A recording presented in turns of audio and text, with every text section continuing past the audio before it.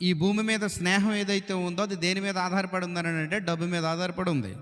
అందుకే లోకంలో చాలామంది చెబుతూ ఉంటారు, where there is money there is friendship, where there is money there is relationship, there is no friendship and relationship without money. డబ్బు ఉంటే స్నేహితుడు ఉంటాడు నీకు, డబ్బు ఉంటే బంధువులు ఉంటారు. నీకు గనక ఒకవేళ డబ్బు లేకపోతే ఎవ్వరూ నీ దగ్గరికి రారు. డబ్బును చూసి నీ దగ్గరకు వచ్చేవాడు ఎప్పుడూ స్నేహితుడు కాడు.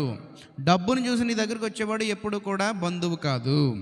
ఎవరైతే నీ కష్టాల్లో, కన్నీళ్లలో, కడగండ్లలో, వేదనలో, శోధనలో, రోదనలో నీతో పాటు ఉంటారో వాళ్ళు మాత్రమే నిజమైనటువంటి స్నేహితులు.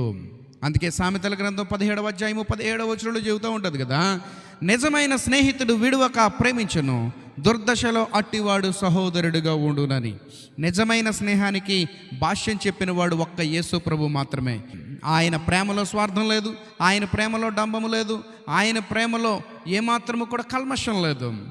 ఆ నిజమైనటువంటి యేసయ్య ప్రేమను పొందుకుంటే నువ్వు నేను ధన్యుడు ఈరోజు.